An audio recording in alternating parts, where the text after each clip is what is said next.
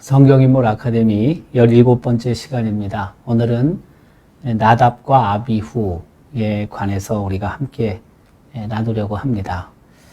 나답과 아비후는 사실 대제사장이 될 사람들이었습니다. 그런데 그들이 그 대제사장 후보에서 탈락하게 됩니다. 오늘은 그 사건에 대해서 그리고 또 갖는 의미에 대해서 함께 나눠보려고 합니다. 나답과 아비후는 대제사장인 아론의 아들들입니다. 우선 그 아론의 가족들을 한번 살펴보려고 하는데요. 먼저 아론의 부인이 있습니다. 아론의 부인의 이름은 엘리세바입니다. 출애굽기 6장 24절은 이렇게 기록하죠. 한번 읽어볼까요? 아론은 암미나답의 딸 나손의 누이 엘리세바를 아내로 맞이하였고 그는 나답과 아비후와 엘르아살과 이다마를 낳았으며 라고 기록하죠.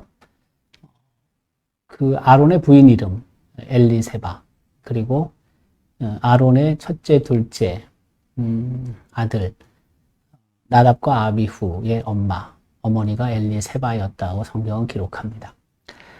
말씀드린 것처럼 아론의 장남 그리고 아론의 차남 이름은 나답 그리고 아비후였습니다. 출애굽기 6장 24절 그 하반절은 기록합니다. 아론은 나답과 아비후를 낳은 거죠. 그리고 셋째, 넷째도 이어서 낳습니다. 근데 그 나답과 아비후가 그 두 형제죠. 장남과 차남 아론의 그 사건을 통해서 그들이 한날 한시에 죽습니다. 우리는 그 나답과 아비후 형제의 죽음을 보면서 또 머릿속에 떠오르는 사람들이 있습니다. 그들은 엘리 제사장의 아들 홈니와 비느하스 형제입니다. 홈니와 비느하스 형제는 사무엘 선지자의 전임자였던 엘리 선지자의 아들들이었죠. 그런데 그들의 행실이 참 좋지 않았습니다. 사무엘상 2장 12절은 기록합니다. 엘리의 아들들은 행실이 나빠 여호와를 알지 못하더라고 기록하죠. 그럼 어떤 행실이 좋지 않았을까요? 대표적으로 한 가지만 말한다면은 이들은 회막문에서 수종 드는 여인들과 동침했습니다. 악한 일을 한 거죠. 그래서 한날 한시에 홈리와 비느하스가 죽을 것이라고 엘리 제사장에게 하나님께서는 말씀을 하시죠. 실제 홈리와 비느하스 형제는 한날 한시에 죽습니다. 어쨌든 그 홈리와 비느하스 그리고 나답과 아비후 형제 참 비참한 최후를 맞이했죠.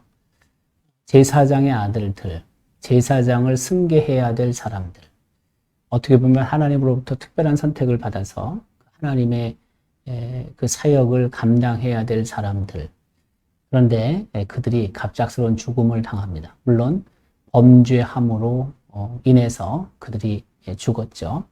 참 안타까운 일입니다. 우리는 그 하나님께서 우리에게 주신 일들이 있을 때 그 일들을 정말 잘 감당해야 할 뿐만이 아니라 하나님께서 주신 귀한 사명들, 사역들은 그 자자손손 계속 이어져야 하는데 때때로 내 대에서 그것이 끝날 수도 있다는 것을 기억하고 맡겨진 일에 늘 최선을 다하는 자로 살아야 한다는 것이죠. 세 번째로 삼남과 사남이 있습니다. 세 번째 아들, 네 번째 아들인데요. 누구요? 아론의 그 이름은 엘르아살과 이다말입니다. 출애굽기 6장 24절 계속입니다. 아론은 엘르아살과 이다말을 낳았다라고 기록하고 있습니다. 아론의 첫째, 둘째 나답과 아비후가 죽은 후에 하나님께서는 셋째와 넷째를 선택을 하신 거죠. 그들을 통해서 그 제사장의 사명을 계속 이어갈 수 있도록 하셨습니다. 형들이 죽은 후에 엘르아살과 이다말은 맡겨진 사명 앞에 더욱 철저히 순종하며 감당을 했을 것입니다.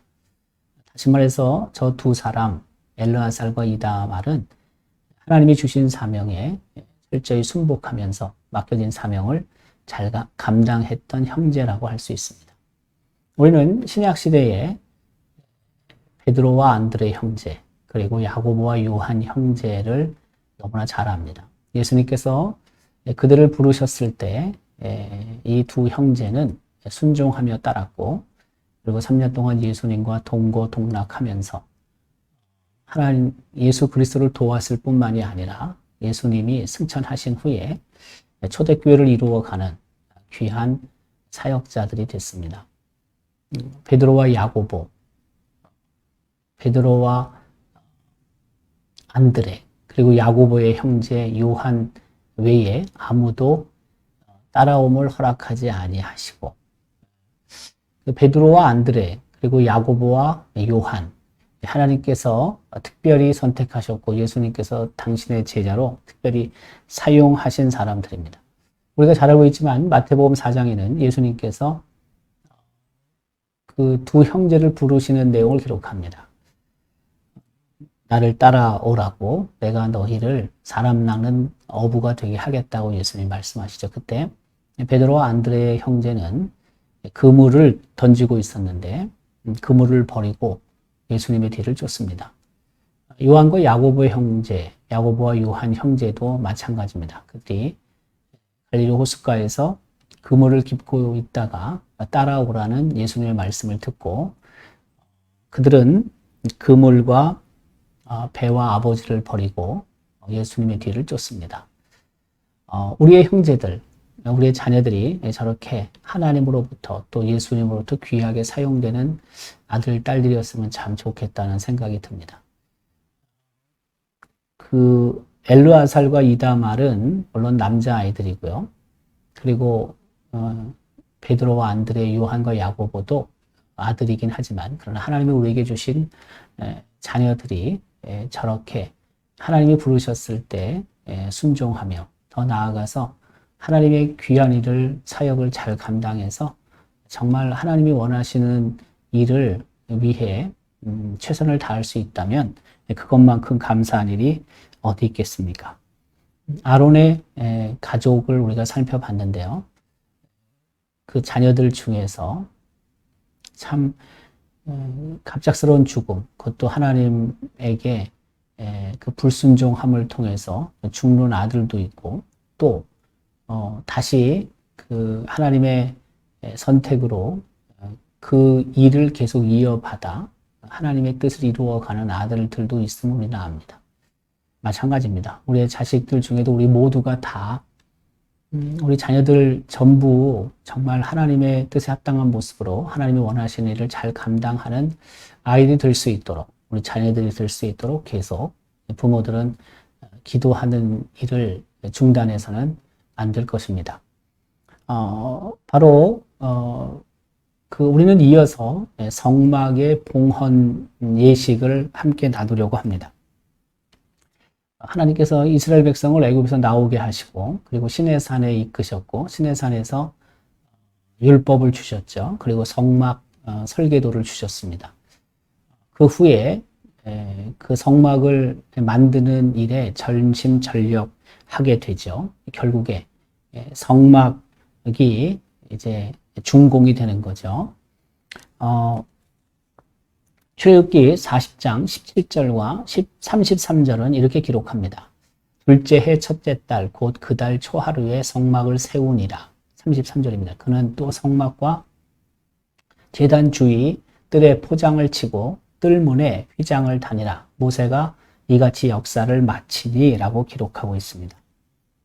다시 말해서 이제 성막을 건축하는 일을 다 마쳤다라는 사실입니다.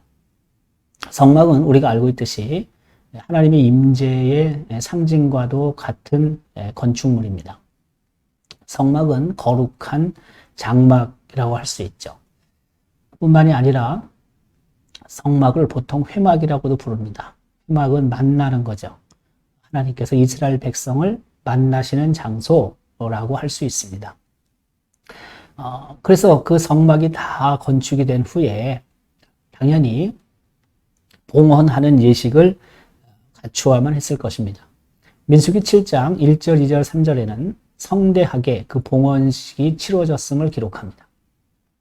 1절부터 한번 읽어볼까요? 모세가 장막 세우기를 끝내고 그것에 기름을 발라 거룩히 구별하고 또 모든 기구와 제단과 그 모든 기물에 기름을 발라 거룩히 구별한 날에 이스라엘 지휘관들 곧 그들의 조상의 가문의 우두머리들이요 그 지파의 지휘관으로서 그 계수함을 받은 자의 감독된 자들이 헌물을 드렸으니 그들이 여호와께 드린 헌물은 덮개 있는 수레 6대와 소 12마리이니 지휘관 2사람의 수레가 하나씩이요 지휘관 한 사람의 소가 한 마리씩이라 그것들을 장막 앞에 드린지라. 봉헌식을 위해서 이스라엘 백성은 많은 것을 하나님께 드렸습니다. 특별히 민수기 7장 12절에는 첫째 날에 유다 지파 암미나답의 아들 나손이 하나님 앞에 헌물을 드렸음을 기록합니다. 민수기 7장 78절은 마지막 12째 날에 납달리 자손의 지휘관 에난의 아들 아히라가 헌물을 드렸다라고 기록합니다. 이스라엘의 온 백성이 하나님 앞에 그 봉헌 예식을 위해 예물을 드렸고 그리고 그 예물을 통해서 그 성막 준공의 역사를 끝마치고 더 나아가서 그 하나님 앞에 감사의 그 예식을 갖게 되었던 것입니다. 이때 제4장 위임 예식도 있었음을 성경은 기록합니다.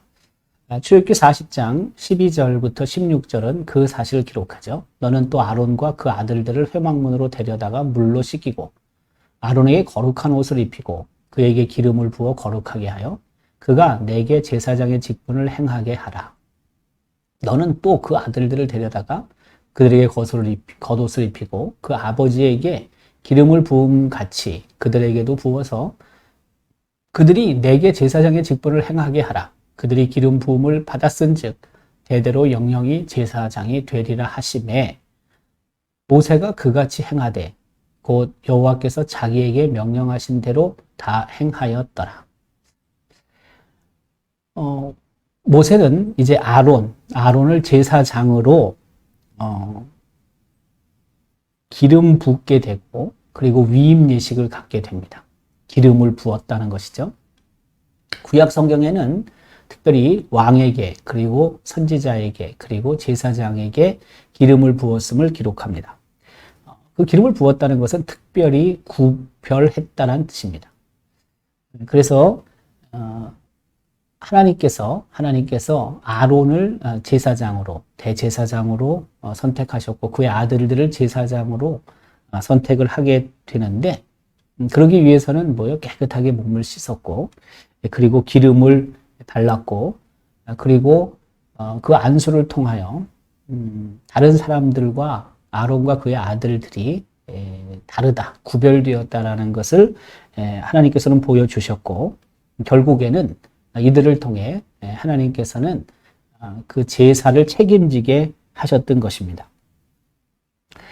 그 레위기 8장 1절, 2절, 3절은 또 이렇게 기록합니다. 여호와께서 모세에게 말씀하여 이르시되 너는 아론과 그의 아들과 함께 그 의복과 관유와 속죄제의 수송아지와 수장 2마리와 무교병 1광주리를 가지고 온 회중을 회막문에 모으라. 그렇죠? 네. 온 회중들이 있는 자리에서 모세는 안수를 받았고 그리고 위임 예식을 치르게 되었던 것입니다. 특별히 우리는 저 위임 예식을 통해 백성들이 이제 아론을 하나님으로부터 특별히 인정받은 그런 대제사장이라는 사실을 이제 공포하게 되는 것이고 그리고 그것을 통해서 아론과 그의 아들들은 제사장의 사명을 공개적으로 감당할 수 있게 되었던 거죠. 저 위임식이 생각보다 중요합니다. 왜냐하면 사람들에게 알리는 것입니다. 눈으로 보게 하는 것입니다. 그리고 그 하나님께 드리는 제사들을 관장할 수 있도록, 집례할 수 있도록 하게 되는 거죠. 사실 그 오늘날에도 그 임직 예식들이 있습니다. 그 임직 예식을 통해서 교인들에게, 성도들에게 목사로 혹은 장로로 혹은 권사로 혹은 안수집사로 임직받았다는 것을 공포하는 거죠. 물론 너무 화려하게 할 이유는 없습니다. 그렇다고 해서 또 임직 예식이 비밀 예식에 행해져서도 안 됩니다. 특별한 경우 그 비밀스럽게 할 수밖에 없는 환경과 상황도 있을 수 있겠지만, 그러나 임직 예식은 목사를 위임한다든지 혹은 안수한다든지 혹은 장로, 권사, 집사들에게 기름을 붓는 그런 임직 예식은 공개적으로 하는 것입니다. 그 이유는 그 성도들이, 한 신앙 공동체에 속해 있는 성도들이 그 임직 예식에 참여하고, 그리고 그에게 기름 부은 일들을 통해 하나님께서 그들에게 새로운 사명을 맡기신다는 것을 눈으로 목격하게 하는 것이고, 또 한편으로는 존중하게 하셔서 하나님의 교회를 더욱 힘있게 이루어갈 수 있도록 하시는 거다라고 할 수 있습니다.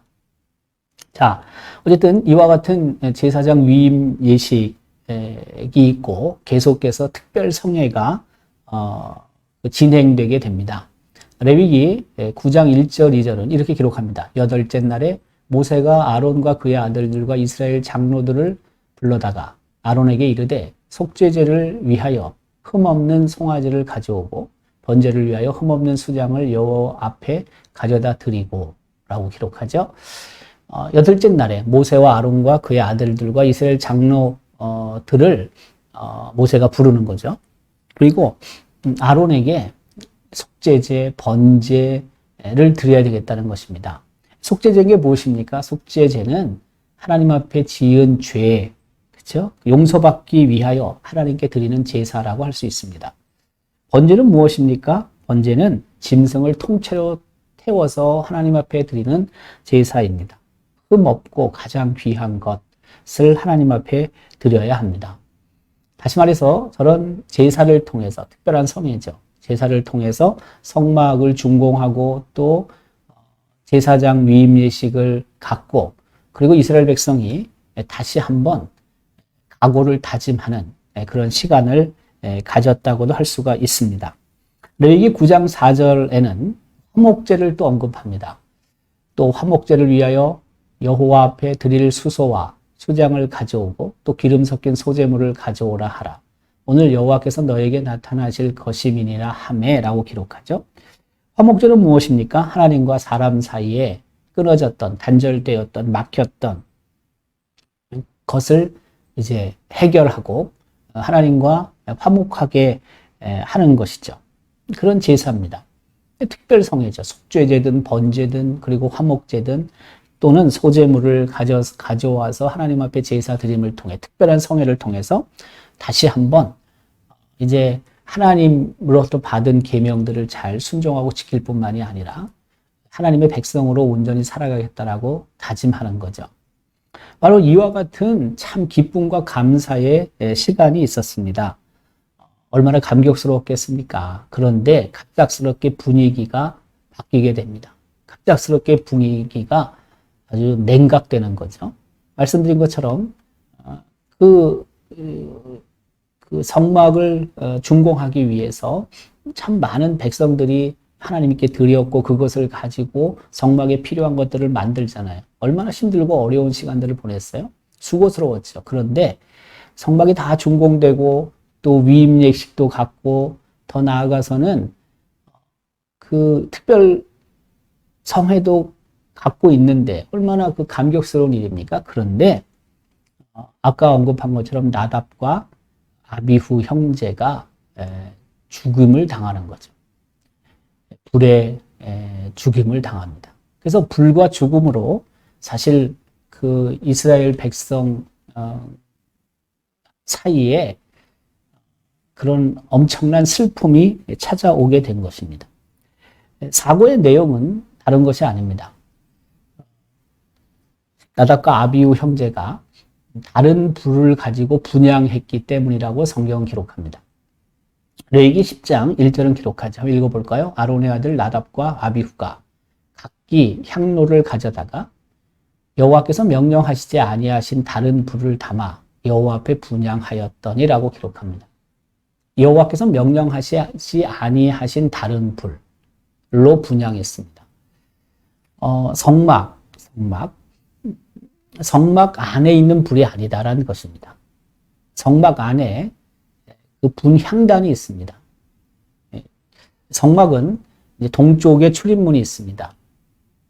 그리고 그 가로 세로 그 성막에 가로 세로 그 널판지로 벽을 싸서 이제 밖이 보이지 안에서 밖에서 안을 볼 수 없게 돼 있었죠. 근데 동쪽에 문이 있어서 출입구가 있어서 들어갑니다. 들어가게 되면은 번제단이 있어요. 아까 언급한 것처럼 하나님 앞에 제사 드리는 거죠. 불로 태워서 그 번제단이 있고 그 번제단을 좀 더 지나가게 되면은 물두멍이 있습니다. 물두멍은 물이 담겨져 있겠죠. 그 손을 씻는 것입니다. 몸을 씻는 거죠. 깨끗하게 씻어서 제사장이 이제 성소라는 곳으로 들어가게 되죠. 휘장을 열고 성소로 들어가면, 그러니까 지금 번제단이 있고 물두덩이 있는 곳은 그냥 오픈된 곳입니다. 뜰입니다. 뜰.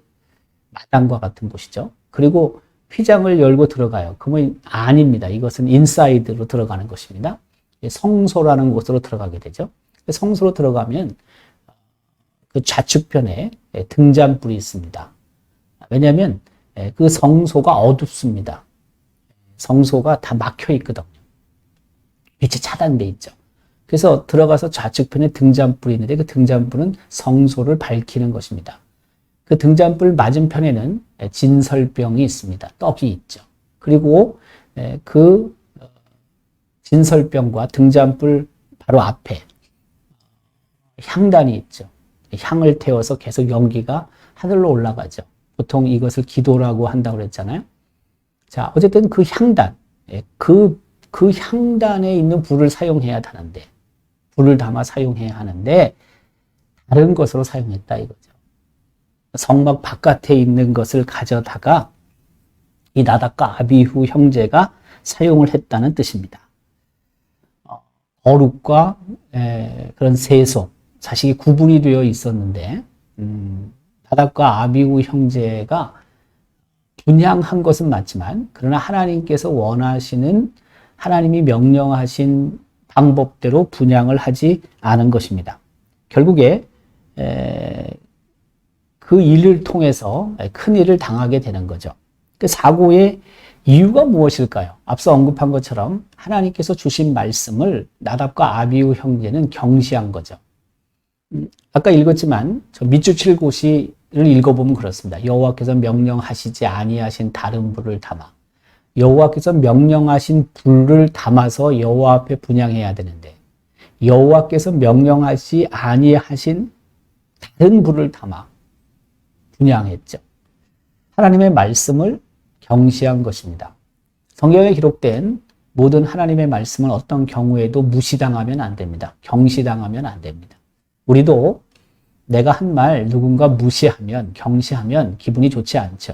근데 이 세상을 창조하신 하나님의 말씀을 우리가 무시한다든지 경시하면 하나님께서 얼마나 불쾌하시겠습니까? 하나님은 진노하시는 거죠.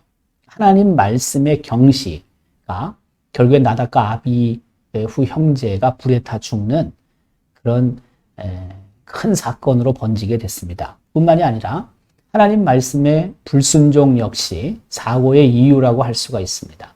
여호와께서 명령하시지 아니하신 다른 불을 담아 순종하지 않은 거죠. 불순종한 거죠. 하나님의 말씀을 가볍게 여기거나 소홀히 여기는 것 결코 안 되죠. 뿐만이 아니라 하나님의 말씀은 어떤 경우에도 지켜 행해야 하죠. 순종해야 하는 것입니다. 잠언 28장 7절은 율법을 지키는 자가 지혜로운 자라고 말합니다. 율법을 지키는 자, 하나님의 말씀을 순종하는 자가 지혜로운 자다라고 말합니다. 지혜로운 자, 하나님의 말씀에 철저하게 순종하는 자입니다. 지혜롭고 미련한 자, 우리가 구분을 영적으로 한다면 다른 거 없습니다. 지혜로운 자는 하나님의 말씀이 어떻든지 간에 그 말씀대로 순종하며 삽니다. 근데 아무리 똑똑한 척 해도 하나님의 말씀을 순종하지 않는 자는 미련한 자다라고 할 수가 있습니다. 우리는 그 하나님의 말씀을 불순종한 나답과 아비후 형제를 보게 되는데, 하나님께서 처음으로 만드신 아담과 하와도 하나님의 말씀에 순종하지 않죠. 물론 뱀의 유혹을 받긴 했지만, 사탄의 유혹을 받긴 했지만, 그러나 가장 처음으로 불순종한 사람들이 바로 아담과 하와 아닙니까? 하나님의 말씀에 순종하지 않는 것, 그것은 결국에 징계가 따라온다는 것을 우리는 기억해야 합니다. 또 하나는 뭐냐면 사고의 이유로 들 수 있는 것이 거룩의 침범입니다. 레위기 10장 9절 말씀을 읽어볼까요? 너와 네 자손들이 회목에 들어갈 때에는 포도주나 독주를 마시지 말라. 그리하여 너희 죽음을 면하라. 이는 너희 대대로 지킬 영원한 규례라.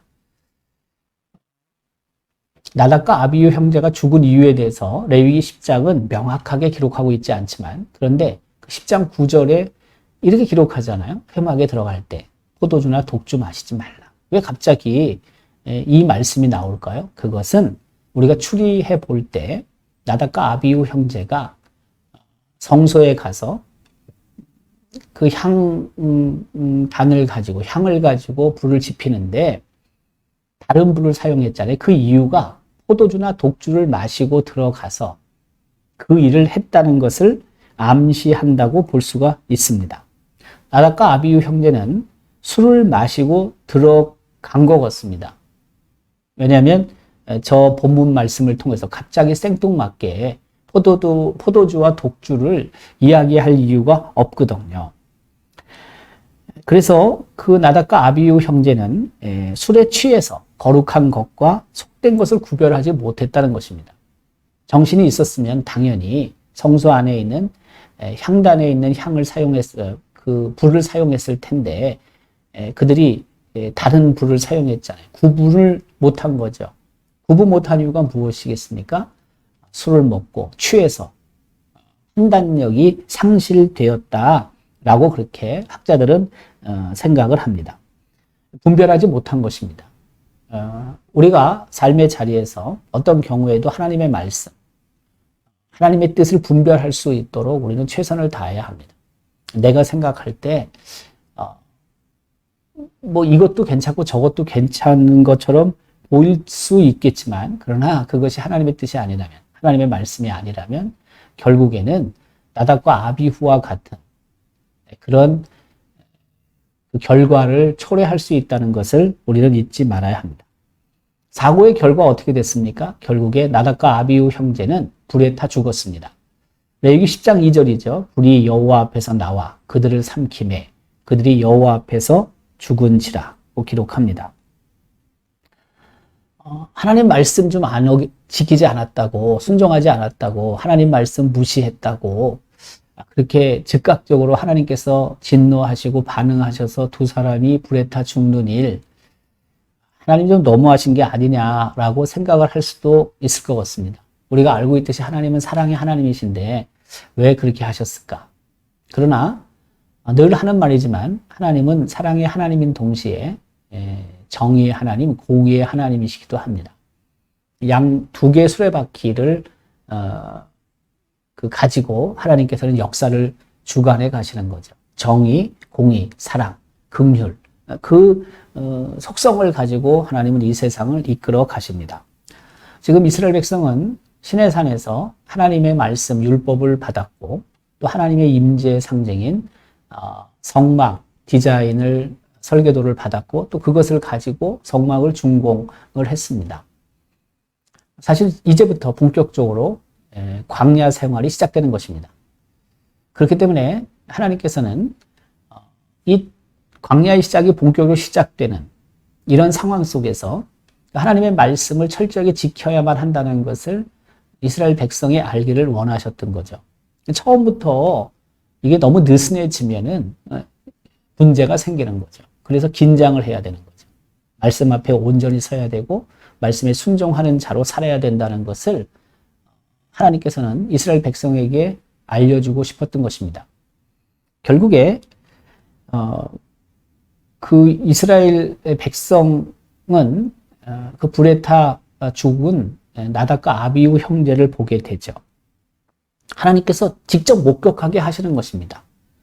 죄의 위험성, 불순종의 그런 무서움, 형벌, 이것들을 하나님은 보게 하시는 겁니다. 그래서 하나님 말씀 앞에 온전히 순종하는 자로 살아야 한다는 것을 하나님은 보여주고 싶으셨던 것입니다. 사실 축제의 자리, 잔치의 자리가 갑작스럽게 죽음이 찾아왔고 그리고 모두가 놀랐을 것입니다. 얼마나 이스라엘 백성이 충격을 먹었겠습니까? 그럼에도 불구하고 그 예식은 계속되어야 했습니다. 특별히 그 오늘 본문 레위기 10장 12절 13절 말씀에는 예식이 중단이 되지 않고 계속 이어지고 있음을 기록하고 있습니다. 모세가 아론과 그 남은 아들 엘르아살에게와 이다말에게 이르되 여호와께 드린 화제물 중 소재에 남은 것은 지극히 거룩하니 너희는 그것을 취하여 누룩을 넣지 말고 제단 곁에서 먹되 이는 여호와의 화제물 중 내 소득과 내 아들들의 소득인즉 너희는 그것을 거룩한 곳에서 먹으라. 내가 명령을 받았느니라. 모세가 아론에게 말하지 않습니까? 엘르아살과 이다말 셋째 넷째 아들들에게 말하지 않습니까? 여러분 지금 형이 죽어나갔는데 첫째 둘째가 죽어나갔는데 아들이 죽어나갔는데 뭐가 먹히겠습니까? 아무것도 먹고 싶지 않죠. 그럼에도 불구하고 하나님께서는 그 해야 될 일, 나답과 아비후의 그런 불순종을 통해서 그 죽음이 그 현장에 있었는데 그 사건 바로 전에 해왔던 일들, 그리고 죽음과 그리고 계속 이어져야 하는 일들, 죽음을 빼고는요, 만약 그 죽음의 시간들을 드러낸다면은 죽음 전에 있었던 일들이 계속 이어져야 했다는 사실인 거죠. 하나님은 그 일을 계속 해 나가셨던 것입니다. 이거는 어떤 경우에도 그 우리의 삶의 자리에서 하나님의 일은 멈추지 않고 계속되어야 한다는 것을 의미합니다. 우리 어떤 인간적인 일들이 벌어지면 동시에 그 하나님의 사역도 중단되는 경우들이 있지 않습니까? 그런데 하나님께서는 그것을 원치 않으신다는 것입니다. 중단되지 않고 그 하나님께서 우리에게 맡겨주신 일들, 그 사명들이 계속 이어져야 할 것을 하나님은 본문을 통해 말씀하고 계시고, 그리고 그 일이 엘르아살과 이다말에 의해서 계속 지속되었다는 것을 본문은 기록하고 있습니다. 특별히 그 엘르아살과 이다말 그 후손들이 그 제사장의 사명을 이후에 잘 감당하게 되죠. 역대상 24장 5절에는요. 그 성소에서 혹은 성전에서 있었던 여러 사역들, 그 일들을 이들의 후손들이 그 제비를 뽑아서 어떤 일을 할 건지 결정을 하고 또 그 일들을 잘 했다라고 성경은 기록합니다. 역대상 24장 5절을 한번 참고로 읽어보겠습니다. 이에 제비 뽑아 피차에 차등이 없이 나누었으니 이는 성전의 일을 다스리는 자와 하나님의 일을 다스리는 자가 엘르아살의 자손 중에도 있고 이다말의 자손 중에도 있음이다. 아무래도 두 사람이 살아남았잖아요. 그럼 후손들이 계속 이어져 갈 텐데 하나님의 성막, 하나님의 성전을 위해서 헌신하는 제사장들이 그 일을 하는 사람들이 계속 있을 텐데 그때는 차별을 받을 수 있지 않겠어요? 그 엘르아살의 자손이 이다말의 자손보다 많습니다. 후손들이 많습니다. 엘르아살의 자손은 16반열이 있었고 그리고 이다말의 자손은 8반열이 있었어요. 합치면 24반열인데요. 그러니까 2배가 많았던 거죠. 그런데도 불구하고 그렇게 한쪽이 많으면 그 하나님의 일을 하는 것도 그쪽이 더 훨씬 많이 할 것 같지만 그렇게 안 했다는 거죠. 좋은 것을 할 것 같지만 그렇게 안 했다는 거죠. 제비를 뽑아서 했다는 거죠. 실질적으로 그 엘르아살의 자손 중에 사독이 대제사장이 된 적이 있죠.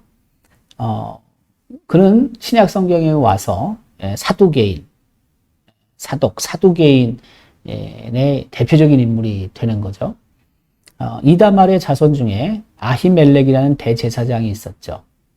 그러니까 그 두 자손이 그 나답과 아비후 형제의 대를 이어서 성막에서 하나님의 일을 감당했고 그 후손들이 계속해서 그 하나님의 그 일들을 감당하게 하나님은 하셨고 또한 그들이 어쨌든 후손이 있으니까 일방적으로 한쪽에만 그 일감을 몰아줄 수 없고 공정하게 제비를 뽑아서 맡겨진 일을 할 수 있게 했다라는 것을 우리는 기억해야 합니다.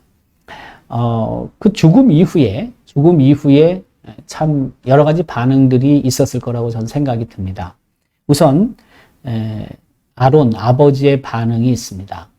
네, 아론의 반응, 얼마나 두 아들이 생때 같은 아들이 갑자기 불에 맞아 죽었는데 얼마나 슬프겠습니까? 뭘 하고 싶겠습니까? 다 모든 것 내려놓고 그만두고 싶겠죠. 그런데 아론은 침묵을 지켰습니다. 레위기 10장 3절의 말씀입니다. 모세가 아론에게 이르되 이는 여호와의 말씀이다. 이르시기를 나는 너를 가까이 하는 자 중에서 내 거룩함을 나타내겠고 온 백성 앞에서 내 영광을 나타내리라 하셨느니라. 아론이 잠잠하니. 정말 엄청난 충격이기 때문에 눈물도 안 나왔을 수 있습니다. 그렇지만 그럼에도 불구하고 아버지 입장에서 맏아들, 둘째 아들이 불에 타 죽었는데 그 슬픔을 말로 다 표현할 수 있겠습니까? 그런데 하나님께서는 모세를 통해 말씀하시는 거죠. 나는 나를 가까이 하는 자 중에서 내 거룩함을 나타내겠다. 온 백성 앞에서 내 영광을 나타내겠다. 이 말을 들은 아버지 아론은 계속 자기가 해야 될 일을 해나갑니다. 그 슬픔도 어떻게 보면 감췄고요. 그리고 아픔도 감췄습니다.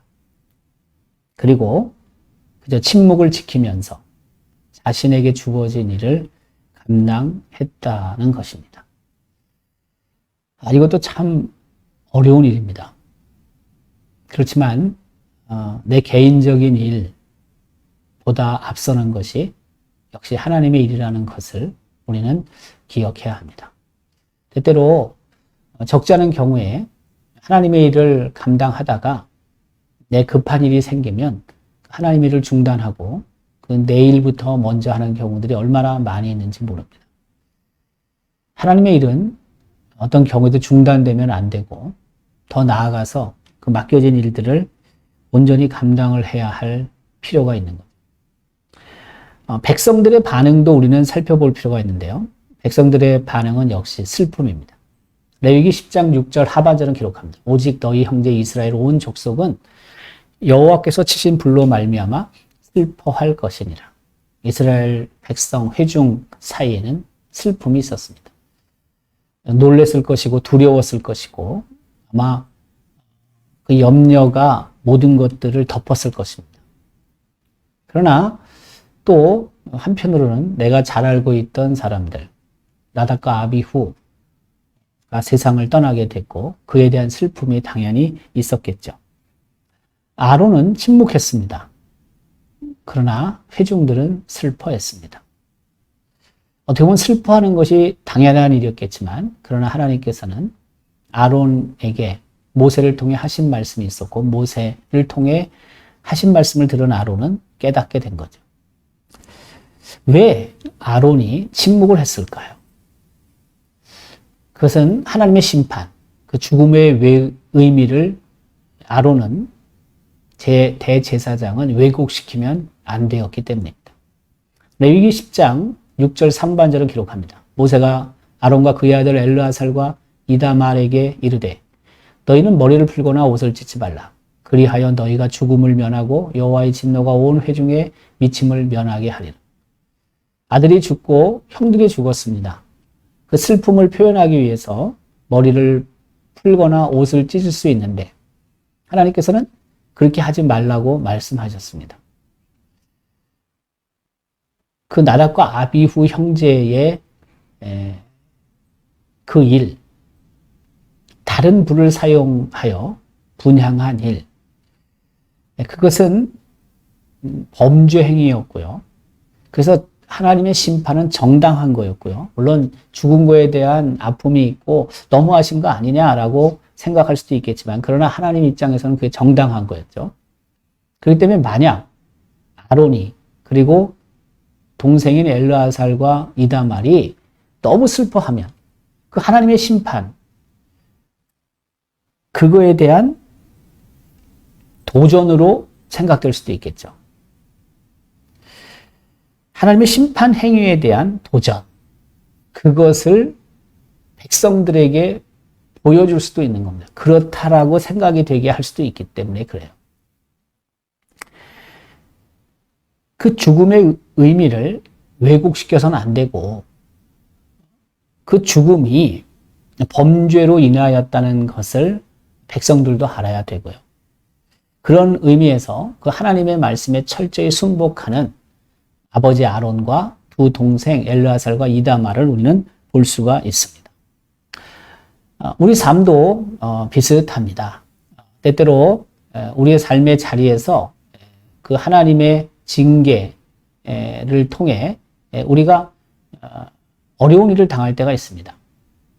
근데 그 하나님의 징계를 우리가 당하면서 하나님을 원망하고 또 그 하나님을 향하여 불평을 터뜨리는 일들, 그런 것은 우리가 굉장히 조심해야 합니다. 그 죽음도 사실 그렇습니다. 죽음도. 우리가 원칙적으로 죽음은 어떻습니까? 하나님의 주권 안에 달려있는 것입니다. 하나님의 손 안에 있습니다. 이 땅에 태어나는 것도 하나님의 뜻이고 이 땅에서 세상을 떠나는 것도, 이 땅을 떠나는 것도, 세상을 떠나는 것도 하나님의 뜻이죠. 따라서 하나님의 백성은 이 세상을 떠나면 영원한 생명의 나라를 소유하게 되는 거 아닙니까? 그럼에도 불구하고 함께 살고 있는 가족 구성원, 어머니나 아버지나 혹은 아들, 딸들이 세상을 떠날 때가 있죠. 얼마나 슬픕니까? 아론의 경우를 여러분 생각해 보십시오. 슬플 거예요. 당연히 슬프죠. 아픔이 있죠. 그래도요, 정도 이상으로 슬퍼하는 것은 옳지 않다라고 생각합니다.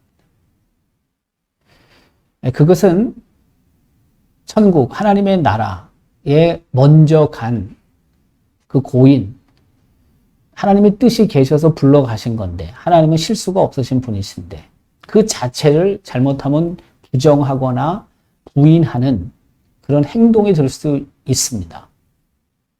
슬픈 건 맞습니다.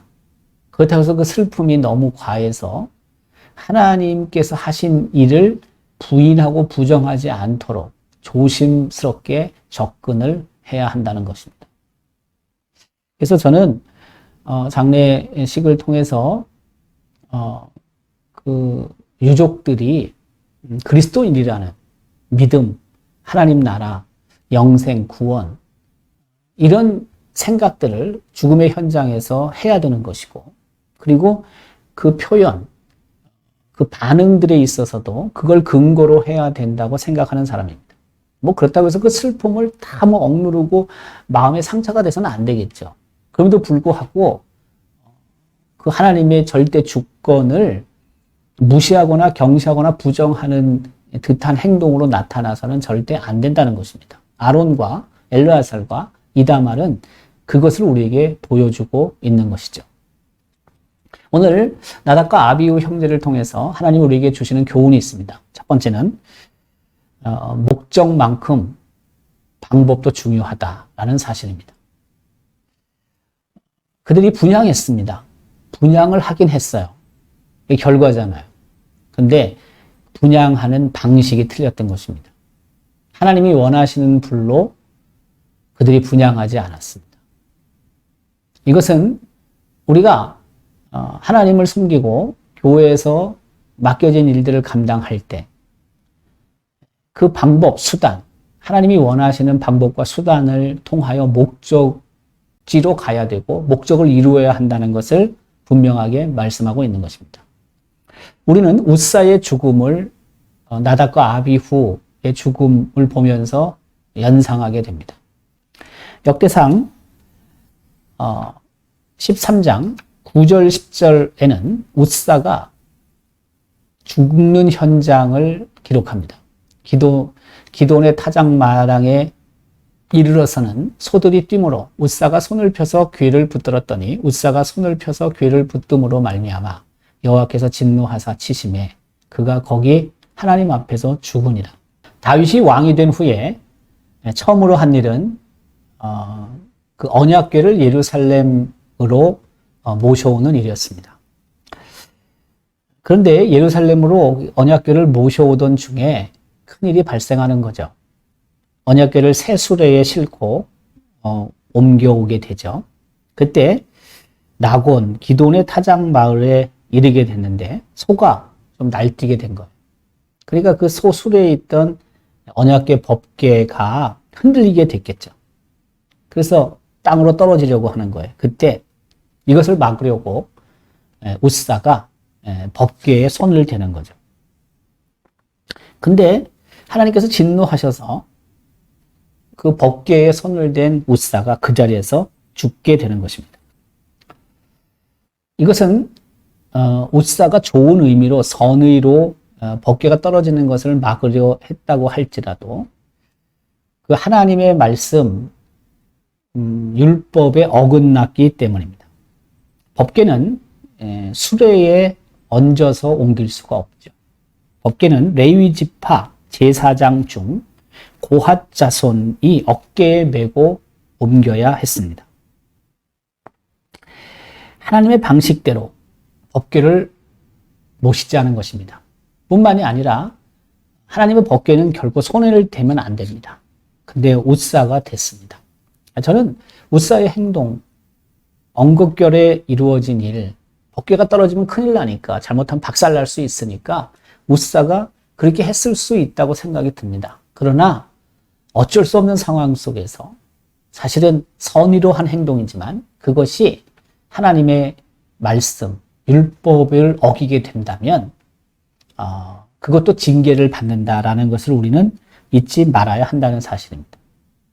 그 선의의 행동을 보신 하나님께서 오히려 웃사를 칭찬해 주셔야 할 것 같은데 근데 웃사가 죽습니다.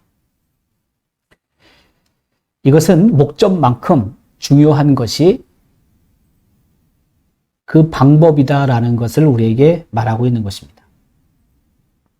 내 방식대로 하나님 앞에 나아가는 것이 아니라 하나님이 우리에게 주신 명령대로 하나님 앞에 나가는 것이 중요한 것입니다.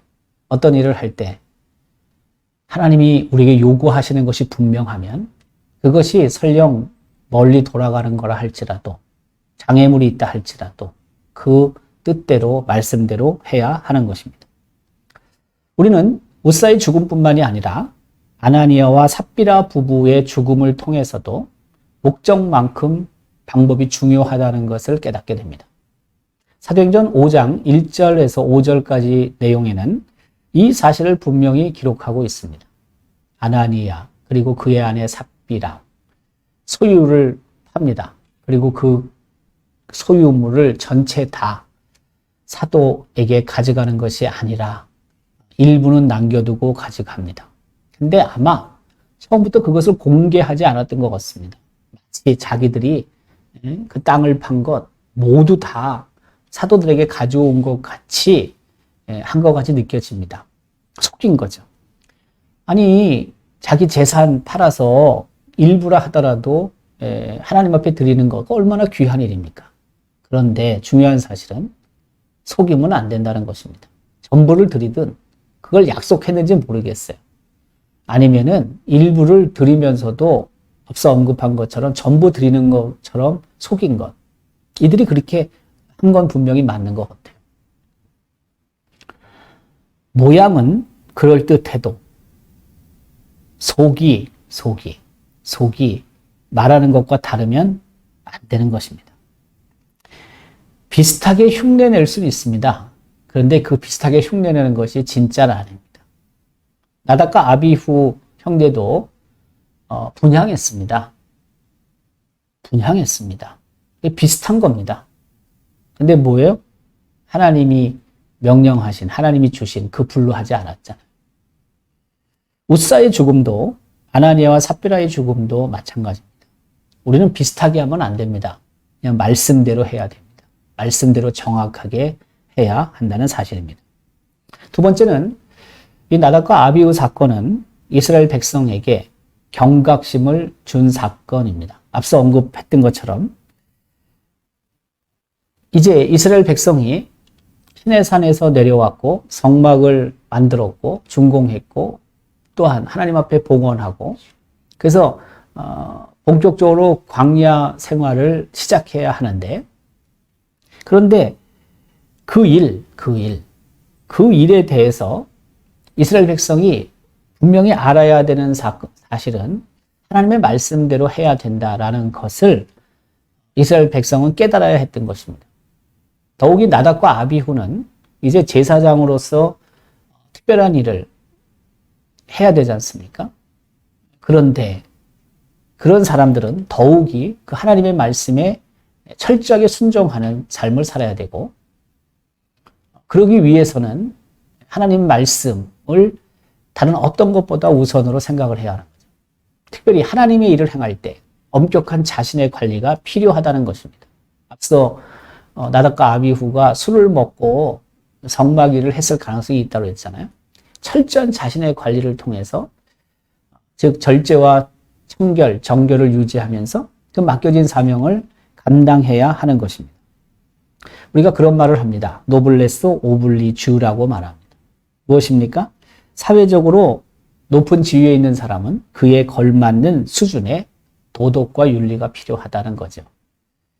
하나님으로부터 특별히 사랑받아 특별한 일을 하는 사람들, 특별한 직분을 받은 사람들은 내 자신을 철저하게 관리해서 하나님이 정말로 원하시고 기뻐하시는 그 일들을 감당해 나가야 한다는 것입니다. 세 번째는 최우선적인 사명 앞에 우리는 순종할 필요가 있습니다. 앞서 아론 그리고 엘르아살과 이다말 형제 어땠습니까? 아들이 죽고 형이 죽었지만 그럼에도 불구하고 계속해서 그 예식이 중단되지 않고 이어져 가야 될 사명이 있었잖아요. 그들은 그 슬픔, 그 아픔을 표시하지 못합니다. 계속해서 하나님이 원하시는 일을 했던 것입니다.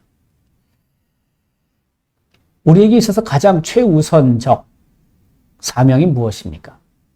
예수님은 말씀하십니다. 너희는 먼저 그의 나라와 그의 의를 구하라. 그리하면 이 모든 것을 너에게 더하시리라. 하나님의 나라와 하나님의 의를 구하는 일. 그것이 바로 하나님의 백성들이 가장 우선적으로 해야 될 일입니다. 사도 바울은 하나님의 복음을 전하는 일, 그것이 가장 자기에 있어서 최고의 그리고 최우선의 사명이라고 생각했습니다. 나의 달려갈 길과 주 예수께 받은 사명, 곧 하나님의 은혜의 복음을 증거하는 일을 마치려 하면은 나의 생명을 조금도 귀한 것으로 여기지 아니하노라. 우리에게 있어서 가장 최우선적인 사명이 무엇입니까?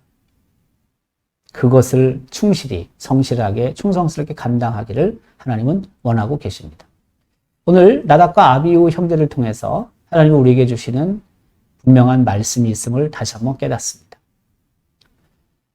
우리 모두 특별한 일에, 특별한 사역을 위해, 특별한 사명을 받은 그런 하나님의 백성들입니다. 평범한 그리스도인이라 할지라도 하나님이 내게 주신, 내게 요구하시는 사명들이 있습니다. 그것을 잘 감당하기 위해서는 하나님의 말씀을 존중해야 하고 그리고 순종해야 합니다. 더 나아가서 그 말씀 앞에 우리가 온전히 평소에 내가 잘 관리를 통해 그 사명을 감당할 수 있어야 합니다. 그것을 하나님께서는 기뻐하신다는 것입니다. 나답과 아비후 형제를 통해서 우리에게 교훈하시는 하나님의 말씀을 우리가 잘 명심하고 더욱 내게 주신 사명을 통해 하나님의 뜻을 이루어가고 하나님이 원하시는 일들이 하나하나 차근차근 좋은 아름다운 풍성한 열매를 맺을 수 있기를 주님의 이름으로 기원합니다. 하나님 감사합니다. 오늘도 또 나답과 아비후를 통해서 우리에게 주시는 교훈의 귀를 기울입니다. 하나님 말씀, 우리가 철저하게 순종해서 하나님의 뜻을 이루어 드리는 거룩한 도구들로 사용되게 하여 주옵소서. 내게 주신 사명, 가장 최우선의 사명이 무엇인지 다시 한번 깨닫게 하시고 그 일을 행할 때 나의 사적인 일들 방해받지 않게 하시고 믿음으로 하나님의 일을 먼저 감당하게 하셔서 하나님의 영광을 드러내는 남은 우리의 삶이 되게 해 주옵소서. 고맙습니다. 예수님의 이름으로 기도드리옵나이다. 아멘. 오늘 주신 말씀을 잘 생각하고 일주일 동안 하나님의 기쁨이 되기를 원합니다.